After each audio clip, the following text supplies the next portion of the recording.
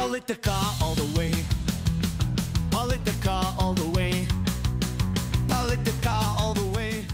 Okay, Luzon, Visayas, and Mindanao, and those watching all over the world, magandang buhay po sa inyo. I'm very excited, doble excited sa aking panauhin or kasama natin ngayong araw na to because he's a bemedaled a hero from the Philippine Navy. Tapos, tawag dito, I'd like to think of it as, yung bang land, air, and sea. Yan, oo. Land, kasi on the floor of the Senate, he was very good. Napakagaling for God and country. Sa sea, as a naval officer, for God and country, he was very good. Yung air, he has an air of confidence. Yan, all the time. Di ba? May tayo dyan. I'd like to call him lastly, itong tamang-tamang ICC. No? Because he possesses I, intelligence, C, courage, and another C, charisma. Our guest for today, mga kababayan, is no less than the Honorable Senator Sonny Trillanes. Ay, Sen, kumusta ka? ay magandang araw sa iyo, Jojo A.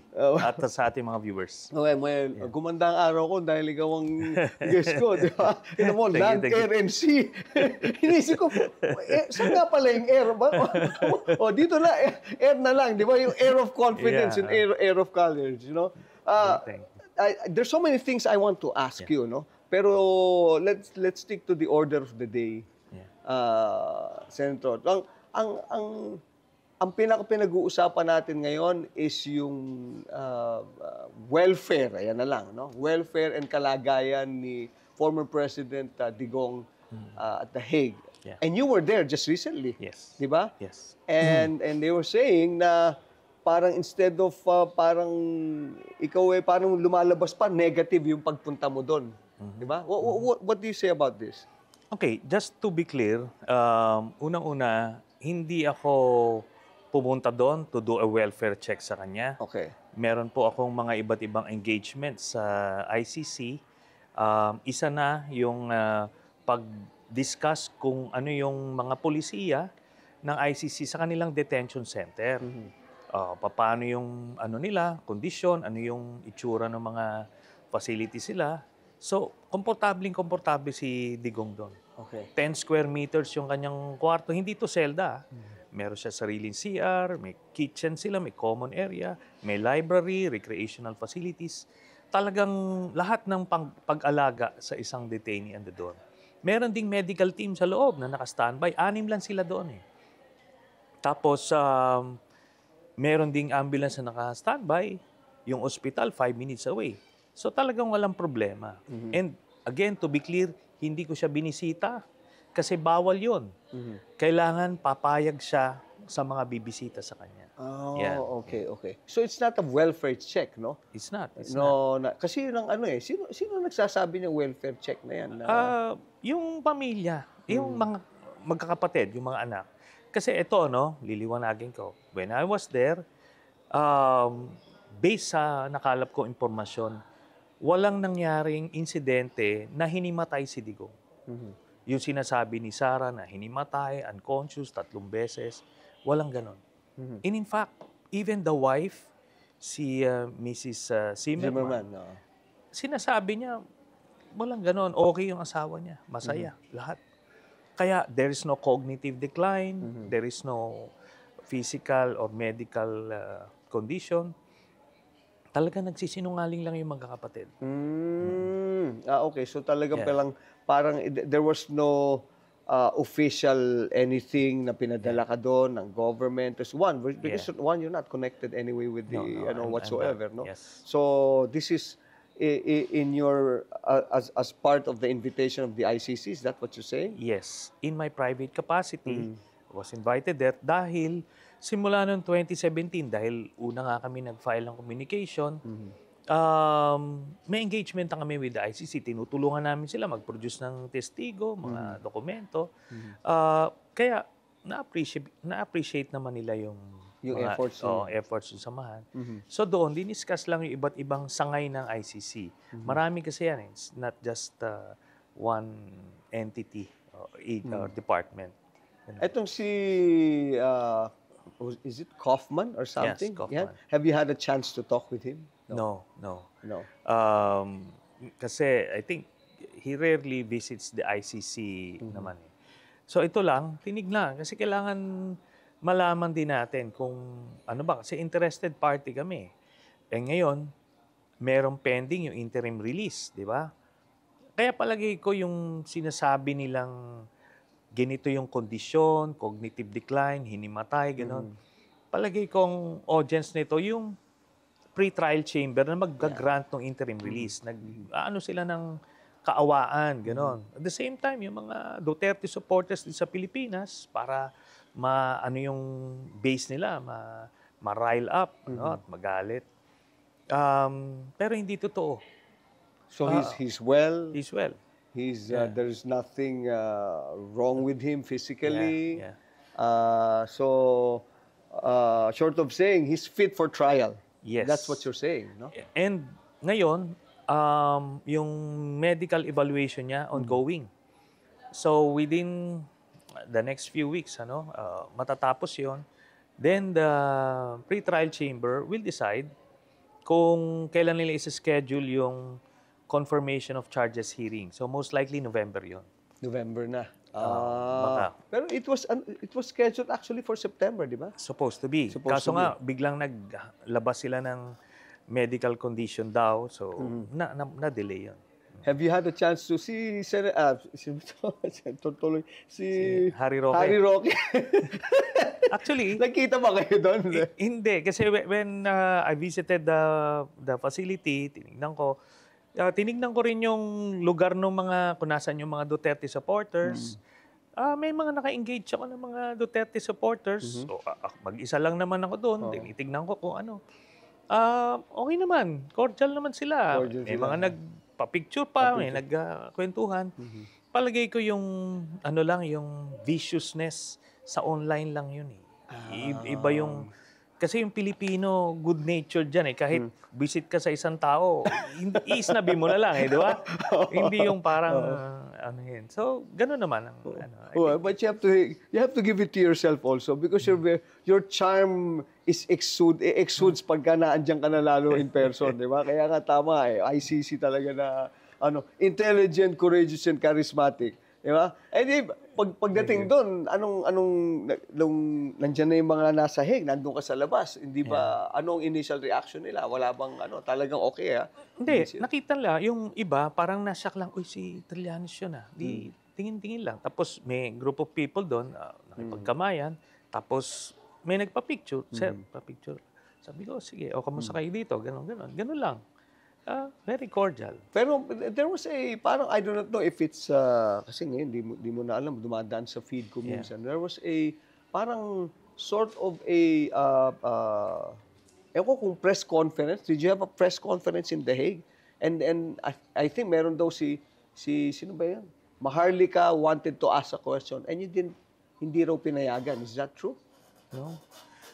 The only time na-meet ko yan si Maharlika, I think sa yan siya LA or San Francisco. Basta isang forum, andun naman siya, well-behaved lang. Kaso, pagka off the air, meron silang eksena, it's for their base. Ako nga, kinamayan ako niyan. Sabi niya, sir, sabi niya, maganda pala, magkakampi tayo someday. Sabi ko, okay lang naman yan eh. Wala namang problema sa akin. So, meron silang persona for the audience din eh. Okay. But if you're nice to them, they're nice to you. Walang walang ganon. Matagal na yun. Siguro kung yung clip na yon, I think that was way back 2017 or 2018 sa US. Kasi ngayon, nawawala na ako sa hindi mo na malaman ngayon kung ano yung... nire-recycle nila kasi. Nire-recycle nila. Ang dami. How are you with social media and all this? I think hindi kami magaling doon. Yung team namin, when I got in, kasi noong 2007, wala pang, Friendster pa lang yung nung time na yun. So, ako pa yung nagawang example no na using Friendster doon. But hindi pa ganun kalawak yung gumagamit ng social media. So, old school, ang campaigning, ganon. And I only spent 5 million pesos noong time na yon. Yung mga kalabang ko, a billion na. Yeah. So yun. Pero hindi kami nakapag-adapt doon sa terrain. By 2016, nag-iba ng totally yung terrain. Then, here comes the fake news. Noon kasi, alam mo yung meron tayong assumption na pag kami nag-post ka, totoo yan. Di pinaniniwalaan. Pero nung pumasok yung Duterte, sila talaga yung nagsimula niyan. I remember yung unang fake news sila, yung ginawa raw safest city in the world ni Duterte yung Davao. Ang Davao. So, it's fake news. Of course, kahit yung, kapag tinignan mo, sa top 1,000 safest cities, hindi papasok yun eh. Dito sa Pilipinas, yun ang most dangerous. Ang Davao is most dangerous. Kasi number 1 siya sa murder, sa rape. Biruin mo yun. And statistics ito ng Philippine National Police. That time when he was mayor. Okay. Pero the way they were able to spin it, they made people believe na safe yung Davao. Tayo naman pumunta tayo ng Davao. Compare mo nga yan sa Singapore kung nasa kalingkingan yan. Hindi. But ganun eh. Yun yung fake news na finid nila. And that time, hindi pa nafa-fact check, people believed it. So kaya siya naging presidente. Wow. That's Yeah. that's actually the first time I've heard it, no? Yeah. Maganda po yung sa mga nanonood sa atin. Siguro, the keyword there is fact check, no? Because now everything naman is online. Yeah. You can actually do your own research. You can and then the analysis, of course, very personal. But based on the data, you can also come up with your own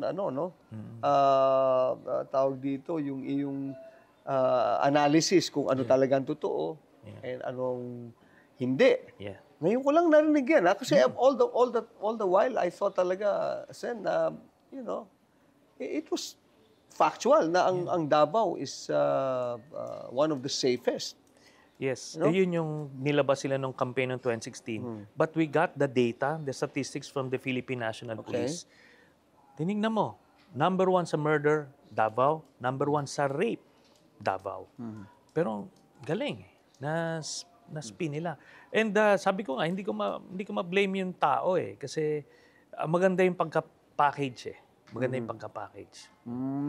Magaling ang marketing team Magaling niya yung kung gano'n. marketing team. Kasi talagang ako, nung nagpunta nga ako doon, although nakita ko naman maganda, malinis, no? Orderly. Pero, syempre, you can never say din na first lang yan Isang area lang naman pinuntahan ko din, no? Tsaka, hindi ko naman chinek na yung mga talagang going-ons doon. Pag pumunta ka doon, hanggang ngayon, sobra traffic Ibang standard ng traffic ng Davao. Pero hindi kasi na-highlight yun. Then, syempre, nagpresidente yung si Digong, binuhusan nila ng pera ng sobra-sobra yan. But before that, pag napunta ka doon sa depressed areas, ganun din, problema ng tubig, traffic, baha, sira-sirang kalye. It's the same as kung sa Mindanao nga, palagay ko, pag idikit siya sa General Santos, mas maganda pa yung General Santos So, kung gano'n ang sitwasyon doon, it also holds true for the drug, for the drug problem, di ba? Na medyo, na-spin din nila ba yan? Spin nila. Sen, kung kasi yun ang pinaka, the presidency and his was anchored on that. Yes. Di ba? And ako, before pumasok yung mga iba't ibang impormasyon, I also bought into that thing na anti-crime crusader, anti-drug crusader. But then, may mga pumasok na testigo sa amin Sina Las Cañas, tapos sila Asierto, nakita namin yung everything was a facade, no? Ano pala siya? Siya pala yung merong drug lord, nakapartner. So, para hindi siya pagsuspetsahan, siya yung galit na galit kunyari. Tapos pinapatay niya yung karibal ng drug lord nila, si Michael Yang. And na-prove na yan. In fact, yun yung conclusion ng Quadcom last year. Yeah. Na siya talaga yung nagmamando. Kaya nung panahon niya, di ba, tons ang pumapasok na shabu sa customs. So, ang ginawa nila, ni-raid nila yung mga shabu lab. Kasi kompetensya eh. So nung napatay na yung... Business competition. Yeah, nung na-shutdown na yung domestic supply, sila na lang ang nagsusupply through importation. Ilan yon? Ilan yung tons na pumasok? Wala silang. So yun yung na-discover namin lahat. And I was shouting to the heavens sa Pilipino about it. Kaso nga sa sobrang effective nung kanyang propaganda machinery, ako yung parang lumalabas sinungaling o kung ano man. But yun nga, eventually, lumabas yung mga katotohanan. Yung involvement niya, nakita mo, ina-arbor niya si Michael Yang. May isang drug enforcement group na PNP, si Colonel Asierto na sinabing, si Michael Yang, drug lord. Ginawa niya, kinasuhan niya tong tao, si Colonel Asierto. Tapos pinoteksyonan niya si Michael Yang. So, yun na yun. Eventually, lumabas na yung... well, now that is no longer there, di ba? Yeah. Is the drug trade that supposed to be na handled nila, is it still ongoing, you think? Yes. Ito kasing Ano yan? Is it handed down to who? Who's managing it now? Di ba meron na sindikato sa PNP na nahuli? Lahat yun, konektado sa kanila. Yung mga kinasuhan nung, I think, October of 2022. Just months after nawala sila sa pwesto, nagkaselosan sa teritoryo, sila nagkaanuhan. Sila mismo. Di ngayon nahuli sila, dami nila. Anyway, ando dun yan. Ngayon, nabasag na ulit yung, dati sila lang ang supplier eh. Kaya tumaas yung value. Kasi pagka mababa yung supply, mataas yung value sa kanila, solo nila. Law of supply and demand. Ngayon, nabasag na ulit, ang dami ulit supply. Tapos, mga sindikato pa rin nila yung humahandle. Ganun. Pero ngayon, since yung presidente hindi siya involved dun sa cartel, lahat nung nahuhuli. Dati hindi. Ina-arbor.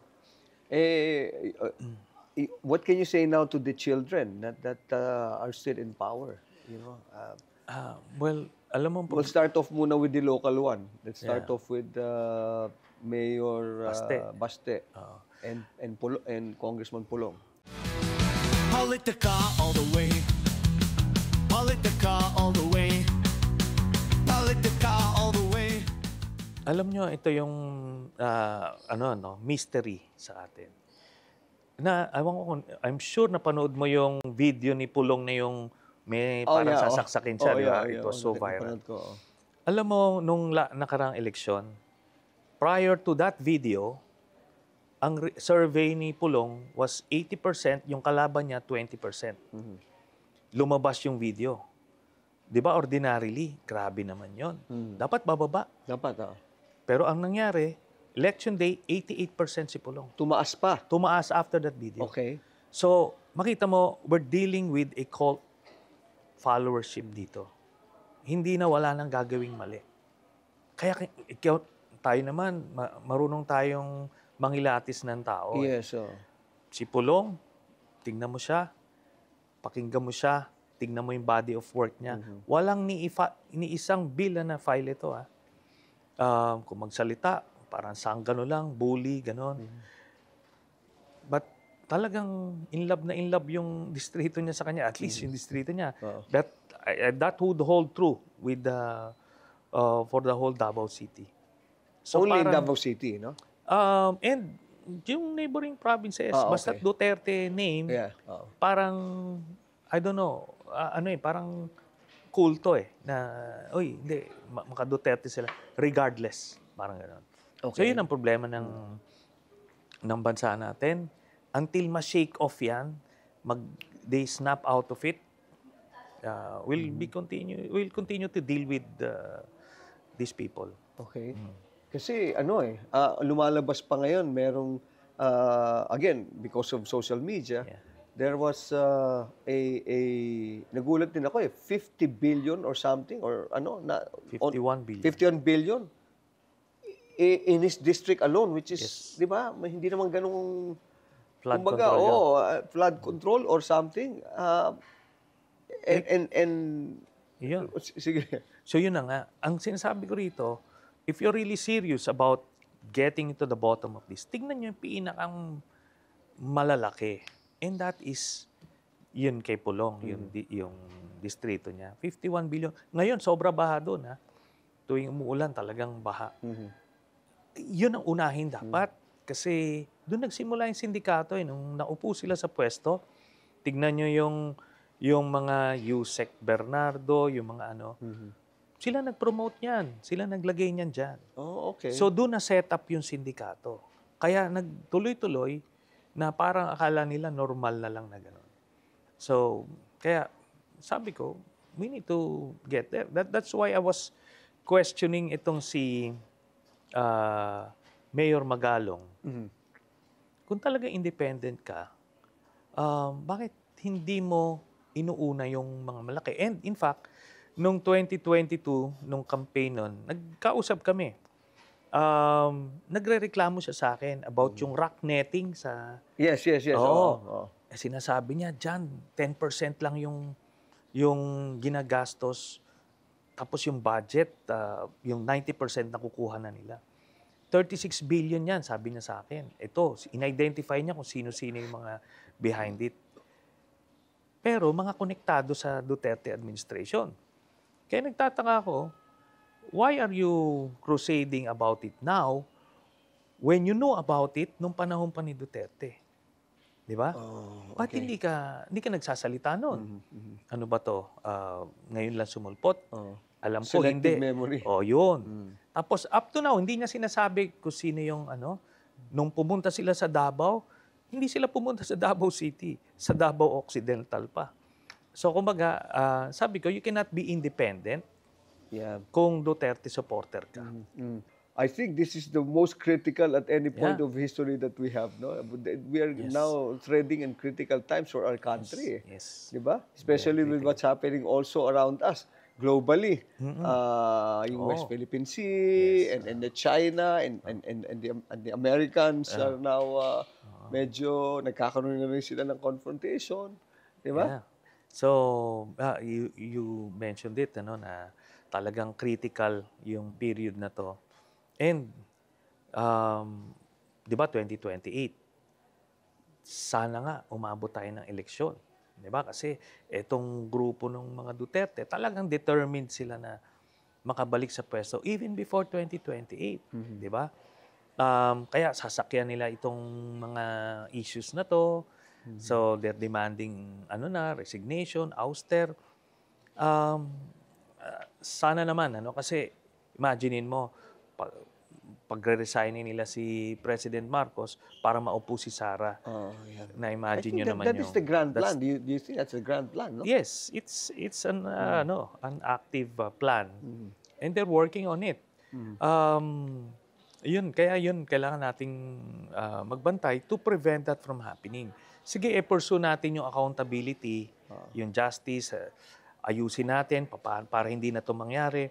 Pero, huwag naman natin i-install ito isa. Kasi, parang from the frying pan into the fire. Into the fire. meron pa nga chismis dyan na alam mo naman tayo, puro so, meron chismis pa dyan na Sen, na there's daw a movement, no? Like what you said, to install her before, 2028. I mean, for the lack of a better term, a coup is the only way for that to happen. Pero, I don't know again kung pero ba't hindi raw natutuloy because there are some factions that do not want them to come back also or something like that. Paano bang... Yes, that's true. At least based doon sa pagpulso ko doon sa mga officers ng AFP, generally, sila, yung active talagang professional sila, suporta sila sa Constitution and the chain of command. So, kaya.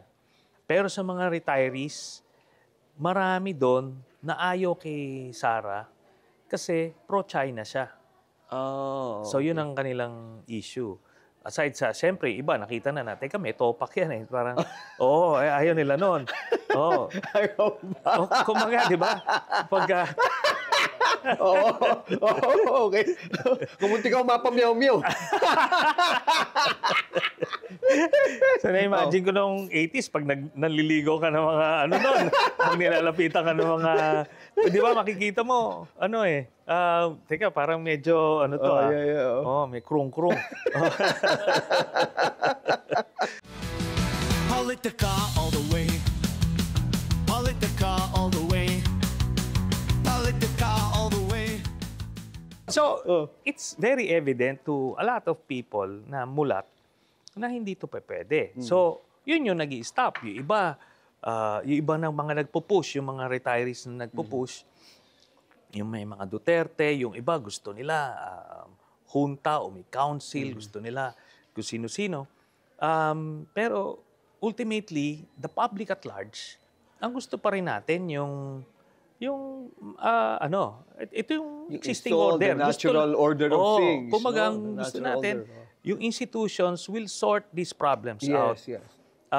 No matter how difficult it is. If not, doon sa 2028, we pick the right leaders na will get us to where we want to be, di ba? So, yun yung nangyari. Kaya, na lang, that's fortunate na nakita yung episode ni Sara na naka-video siya parang yung black yung background na sabi niya kung ano-anong gagawin. Di ba? Yun. Marami nakakita. Teka, oops. Imagine giving the power of the presidency to such a person. Dapat, kilabutan ka doon. So, these are the factors na you see na medyo kaya hindi natutuloy yung sinasabi nilang no? Pero si Secretary Sal Panelo was very,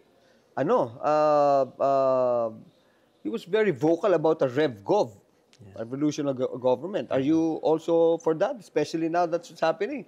Both houses, Senate, and Congress are medyo, they're not in disarray, but they're both chaotic. They're having problems now, and they're at odds with each other. So, well, una-una, i-cite ko lang, si Sal Panelo, makita mo kahit Duterte, supporter, pero ayaw rin niya kay Sara. Di ba? She cannot even recommend na, hindi, kailangan si Sara mag-assume. Anyway, ako, yung background ko, di ba, nag-rebelde ako. Pero at this point in time, ang tanong kasi pagka tinulak mo yung ganyang formula, ang tanong dito sino? It's going to be so messy. Kahit sinong pumustura dyan, there will be a faction who will say, teka, bakit ikaw? So, kami pwede rin. Then, pwede yan. Baka yung mga Mindanaoans, mag-push sila na, teka, kung ganyan din lang, mag-independent na kami o mga Cebuano. Mas malaking gulo yun. Kaya sabi ko nga, ang least messy is, hayaan na muna natin, let's, kahit na ganito na yung institutions natin, but at least, meron semblance of normalcy and order. And we will tide it over. I am sure of it, marami pa rin being Filipinos, maayos nakapag-taste na tayo. Taste na lang natin sila hanggat So how are you and the President? Well, have you had a chance to have coffee and talk with him? Because kasi from the looks of it and how you're handling things and how cool you are with and confident you are with how you handle things in issues, I think siguro you're one of those that is needed in his group, you know? Well, I won't go that far yet, but nung senador kami, magkasabay kami. Mag-roommate kami, magkapartido kami. Ay, hindi pala roommate, yung mag-neighbors kami. So, maganda naman yung samahan namin noon when we were in the Senate. So, I think, even nung tumakbo kami sabay nung 2016, hindi naman kami nagbanatan, ano. So, okay naman. And hanggang pwede magbigay ng advice You would. through... And support. Yeah, ginagawa naman natin. But would you consider maybe to make it more official in a level of being part of the cabinet na ano? Are you okay with that? Um, Kasi it's a very inclusive yeah. government and nakikita ko he needs all the help that he can have. Well, in that sense, talagang pag umabot tayo dyan, kasi may 1 year ban May pa 1 year ako. period. I'll just cross the bridge when I get there. But ako, sa nakikita ko rito, the alternative to this administration right now is Sara Duterte. So, talagang nightmare scenario yun. So, we need to help President Marcos succeed. And hopefully, we get to 2028. It would be another chance sa mga Pilipino na mag-reset, na kumbaga to start anew. Eh di, pili tayo ng gusto natin na leader. But yes, itong next 3 years, critical ito kay President Marcos and we need to help make him succeed. Yeah. Tapos 2028 we will start afresh maybe Yes. So to you, short of saying the grand plan is not for short of saying the other group to come back to power, Yeah. the group of former President Duterte. Yes. And alam mo kung hindi siya nakulong nung March, baka nakabalik na sila sa pwesto. Through Duterte, yung sinasabi nilang RevGov na siya yung leader. Kasi may consensus siya dun sa kanila base nila . Pero dito ayaw nila kay Sara . So imagine kung nandito siya, they could have just Well, they have still allies in the Senate. yeah. Oh, Di ba, Sen? marami. And yun na nga, it's just fortunate na nadala na siya sa dahig. Kasi wala na siya dito. They cannot use him para makabalik sila sa pwesto at siya yung magiging leader ng revolutionary government. So that option is already out of the table. And that's saving President Marcos. So yun ang... So saving grace pa pala yung talagang pagdala sa kanya doon. And that's also his legacy. Aside from the fact na hininto niya yung mga EJ case, so pinrovide niya yung democratic space, hindi niya kinuha yung media, everybody can just criticize him. And yan, napakulong niya si... so that's a good enough legacy. Well, before I forget pala, may inisip ko pala to, for you talaga to, na sinave ko tong joke ko na to for you. Alam mo, may joke ako sa iyo. on that note, no? Sabi nga, kapag ka daw, para sa iyo to, kapag daw ang isang bagay, no? Nalaglag, ang bagsak yan sa sahig. Diba? Pero pag daw ang politiko, nalaglag, ang bagsak yan sa dahig. Iyo. Joke! Inisip ko lang yung para sa'yo. Alam mo na, joke. Oo nga. Eksakto na ano daw siya, na hinimatay sa Hague. Pero ang mga tawag dito, ang gusto raw sumalba sa Senado, yung merong The Hague.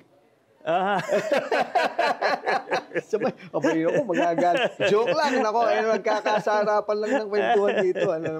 So, that's what I tell my viewers, sabi ko. Naman dito, para lang, kwentuhang kanto lang tayo dito, di ba? In every sense of the, Anyway, let's talk about, yung tawag dito, the Senate now. Senator, yeah, there are rumors now that going around, the Senator Bato daw and the Senator Bongo will be the next in the ICC. Have you heard about that?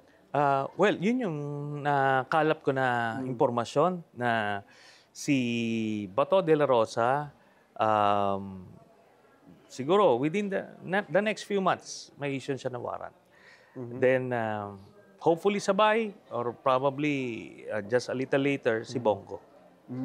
Sila yung kasi sila yung integral elements dun sa dun sa EJ case eh.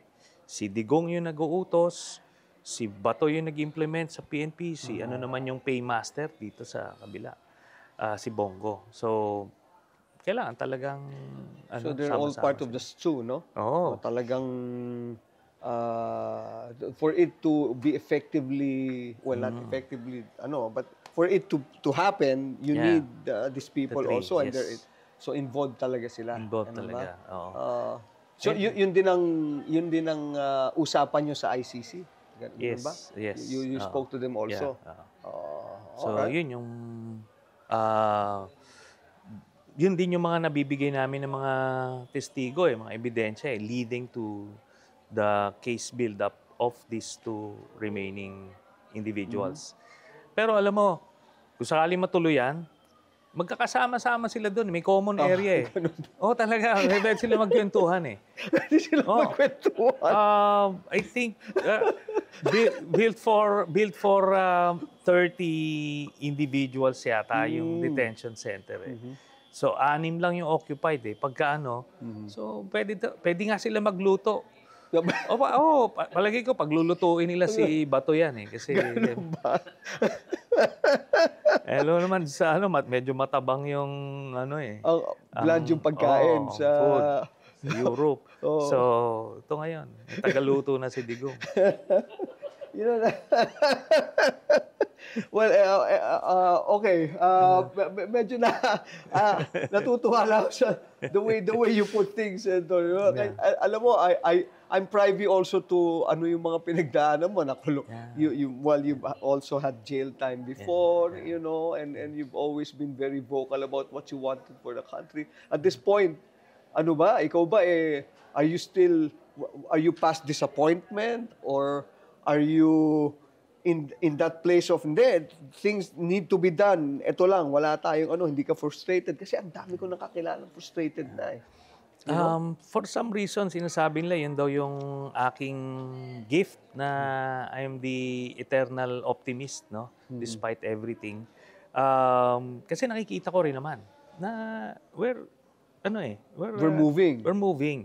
Tapos yung dark years na nakita ko yun 6 years ni Digong, nalagpasan yun eh. And nakita ko a lot of people have changed their perspective about that. So may pag-asa, may hope. There's always hope. And ito lang, igliwanagin ko lang with all seriousness. Yung kanina, let's just not forget na kaya nakakulong si Duterte because siya yung nag-utos ng pagpatay ng libu-libong Pilipino. Okay. Yun. We were there, we were witnesses, nakita natin talaga yon. Doon sa Senate, dami naming information doon. Talaga nangyayari yon. Bawal yon. Bawal nga pumatay ng isa magpapatay ka pa ng libo-libo. So yun ang dahilan kung bakit sila nakakulong. Kasi kailangan ko sabihin yan dahil maraming mga Pilipino na nadadala sa awa ngayon at this time na parang pero hindi inosenteng tao si Digong. Hindi po siya parang pare lang na dinampot mo, kinulong mo na kumaga without any reason. Ganon ang ginawa niya kay Dilima, pero ito hindi yun ang sa kanya. Kaya kung ano man yung pinagdadaanan niya ngayon, part yan nung hustisya. Yun lang po yun. Yeah, I've read nga somewhere is also some sort of a come-uppance already for the whole but of course to some it's kanya-kanya yan di ba? Very subjective yan, but it goes both ways, no? Yes. To some it's hindi yun, it's a parang it's a sacrifice on their part, but to some it's a suffering because it's part of reaping what you sow, di ba? Politica all the way. Politica all the way. Politica all the way. Meron kami ditong Sen, no? Meron kami ditong tinatawag na DNA. Hindi nyo alam. Yan, segment natin with, sabi niya, kung makaka-dinner ka ba with the past president, sino ang pipiliin mo at bakit? Si President Aquino. Kasi, President Aquino. Si Pinoy. Si Pinoy. Oo. Okay. Dahil, siya eh. Nung hindi na siya presidente, we had a few, lunches together. Good. Okay. Kung hindi ka raw naging sundalo or senador, ayan, anong trabaho, what do you think would you have been? Before ako pumasok sa PMA, nag-engineering ako sa Lasal. So, I was supposed to finish by the time So, most likely, baka OFW ako ngayon. Hindi sa flood control, ha? Hindi nga contractor, ha? Hindi, ECE ako ECE. Electrical. O baka dito ako nagtatrabaho sa Ikaw yung mga natin dito. Okay. What is the last movie or the series na pinanood mo? Or what type of movies do you like, Sen? Iba-iba eh. Minsan, pag nakita mo sa Netflix, nag-serve ka, may maganda, okay, yun. Meron Korean din ako na, mga napapanood. Meron ako napanood, maganda yung Mr. Sunshine. Alam ko, napanood Mr. Sunshine? Maganda yun. Hindi ko yata napanood yan. Maganda yun. Maganda yun. Do you cry in this, I mean, do you actually, really? Hindi naman. Hindi ka ba, Kasi medyo light, siya eh. Light. Romantic, something na may historical. Maganda eh. Then, yung iba, yung mga usual action movies. Action movies, ha? Ang huli kong napanood na movie, yung kay Tom Cruise na yung Mission Impossible. Yeah. Malalim na yun, no? Oo. Malalim na talaga yun. Pero it's a glimpse sa future of what's happening. Iba yun, yung Actually. AI, iba yun. Oo nga eh. Are you into the social media thing and this is AI thing, Sen? Alam Kasi mo, hindi naman uso ng time natin yan, actually. yes, pero tinitignan mo, ako nakikita ko yung dangers ng abuse. Pagka ginamit mo lang for entertainment purposes, pero pagka may nag-abuse na dyan, kailangan na natin lagyan ng guardrails So yun. Kasi agree ako dyan sa sinabi mong yan. Anything that is used for a negative or for a purpose that other than productivity and for progress and for positive things, usually talagang hindi maganda lumalabas. Especially with AI, ang dali na mag-fake news eh. Oo. Di ba? Sobra. Ang dami ng Anyway, ang dami pa nating meron pa dito naman. Bago tayo mapunta diyan, there's also a segment we call name drop. Yeah. Okay? I'll drop a name and then you just drop something about your thoughts very quickly.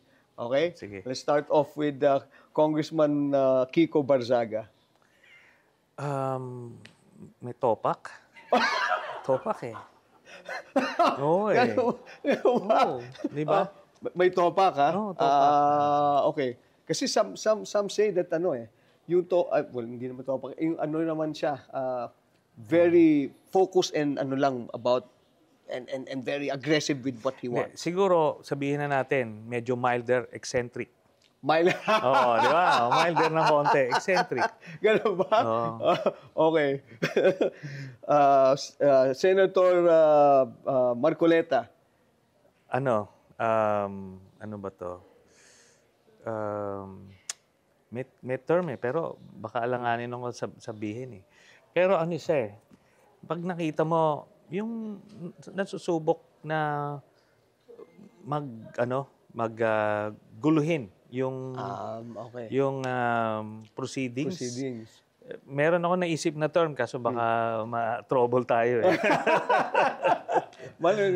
Itong show naman natin dito, parang Elvis Presley to. You're looking for trouble. You came to the right place. Okay, dalawa na. Actually, meron pang iba. Pero let's move on muna to our Mukhang ginagamit mo yung kay ma'am, yung mga linyanda mo na gano'n. Paano mo yung style na, di ba? Okay, from Sebastian. Ano yung ba natin to? Ikaw na lang Hindi, from Sebastian Tortelli. Ayan, ikaw na lang, Nakita mo ba, Sen? Oo. Ikaw daw ay Yeah. attack dog ng Malacanang. Alam mo yun na lang ang yun na lang ang counter argument nila. Pagka nasasaktan sila, hindi nila madepensahan yung linya nila. Gano'n na lang. Pero, yun nga, sabi nila your words cannot hurt me, di ba? Sticks and stones, ha? Yeah. Okay. From Elvin Buendia Bazar naman to. Tatanda ka rin, Trill. Wow. Wala. Yeah. Yun nga so, sabi ko, talagang, ayun naman natin, hindi naman tayo yung gumawa ng mga kasalanan. Ginawa niya Sakto lang na tumanda siya nung nasingil siya. So, kailangan lang niya yun. Okay. It's penance. From Tita Vermon Pasetes, sabi niya, Sir Trillanes, galit na naman sila. Lakas mo daw kasing mang-asar. Go, go, go. Yan. Yeah. So naman sa'yo. Okay, and then from Alex Flores, my salute to this guy, very consistent in his calling and successfully jailing Duterte. Okay? Yeah. Ito. From Roque Mayfairs, you're obsessed to the Dutertes. Actually, obsessed. Actually, yung term, akala nila kasi obsessed. Pero sa akin kasi mission Kailangan ko siya mapanagot.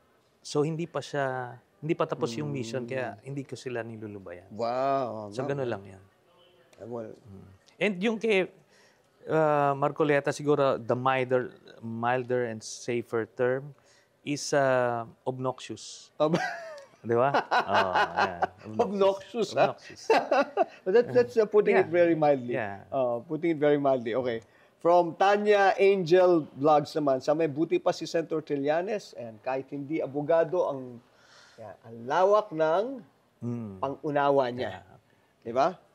Dito naman, when you do karaoke, you sing, of course, no? Pagka, what is your go-to song, Sen, pagka, Yes, yung You ni Basil Valdez. Uy! Pwede, Tirahin natin, Sige, pwede. You give me hope, di ba? Yun yan. Sige nga, Sen. Hindi, kailangan natin ng lyrics ganun ba? Hindi, tingin mo na. Pag mga lyrics.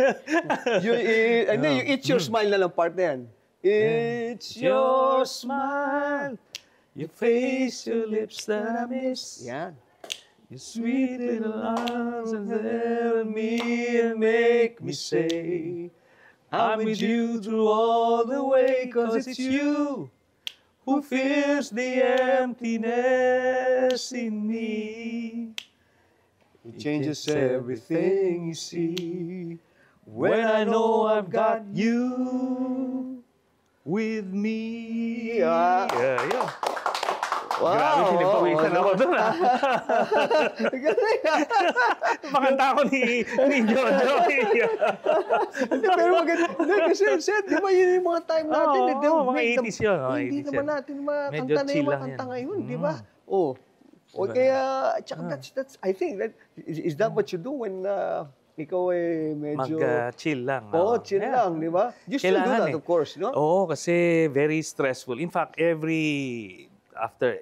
pagkatapos yung araw, kailangan ko manood ng mag-Netflix. Talaga? Oo, mag-relax lang ako to get my mind off. Right. You need that, You no? need, para hindi mo bit-bit, parang gano'n. Apart from that, how was your physical? You play tennis? Yeah, I play tennis, tapos I walk. I walk. So, on the phone, while walking, so Doon ka na. kailangan minimum 10,000 steps. 10,000 minimum, Minimum, Kaya every day. pala you look fit and Pero sorry, Yeah. sana. Nagtitina ka na rin ba? Oh. Hindi, dito lang ako puti Kaya ganun pagka ba? pagka may balbas, puro puti siya for some reason. Yeah, oh. Pero meron ng pailan-ilan na lumalabas na...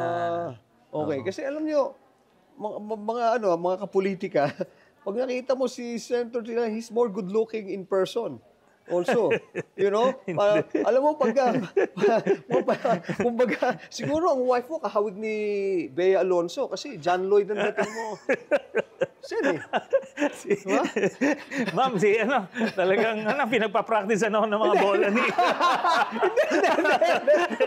Totoo naman. yeah. No, pero you know, I think that's what we need. I agree with you, Sen. No? Kasi talagang with what's happening now, you know, sometimes you really actually just feel frustrated. Eh, di ba? Yeah. So, kailangan mag-unwind ka. Oo, Para di ba? you start the next day recharged, di ba? How are you with and the kids with you? Do they are they with you in your in your mission of yours? Yes, ano naman sila, Everything very supportive sila. Siyempre, ini-insulate ko sila para focus lang sa Yes, Okay naman.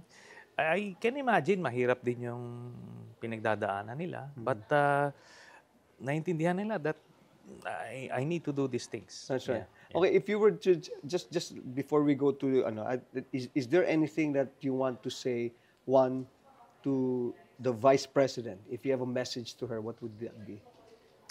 Paano kaya yun? Kasi talagang I don't think we would be able to get through eh. Pero sana naman kumbaga just step back, wag na kasi alam naman niyang hindi niya kayang mamahala ng bansa. And your message to the President? Well, I sincerely hope that he survives this. So. And lastly, your prayer and your message to the people, sa lahat ng nanonood sa atin. Well, sabi ko nga, while nalulungkot tayo sa mga pangyayari ngayon, but mayroong pag-asa. Kaya kailangan lang konting kapit pa, malulusutan din natin to. Wow. Thank you very much. That is Senator Trillanes, Senator Trillanes. I'm very, very happy and honored that you were here. My hat's off to you. I think more than the charm, more than the courage, I know that the letter C stands for country. Yes. And all the things that you're doing is out of love of this beautiful, beloved country that we have. Yes. Mabuhay po kayo and thank you very much. Thank you. Thank you, sir. Sonny Trillanes on Politica All the Way. Politica All the Way. Okay, thank you very much to Sonny Senator Trillanes. Thank you very much for coming over. Just a bit of recap. Ang sabi po ni Senator ay hindi po welfare check yung pagpunta niya sa The Hague. And checking on the facility, sabi niya po, the former president is in good hands and he's fit for trial. All right. Sabi naman po niya, ang kanyang message to the Vice President is to step back. And kay Presidente naman po is for him to just go on, continue, and I hope, sabi niya, he survives now. All right? Still, sabi rin po niya, ang mga Dutertes daw is very good in packaging and they're using the power of the social media. Huh? And lastly, he said that we should just continue to move forward because there's much hope for this country. Yan. And yung favorite song niya is It's Your Smile. You know, so your face, your lips that I miss. Yan. So sana po nahibigan niyo ating programa ngayon. Diyan po nagtatapos ang Politica All the Way. Lagi po nating tatandaan. Diskusyon po, hindi ho away. Opinyon, hindi personalan. This is Jojo A. Peace and love. Politica All the Way. Politica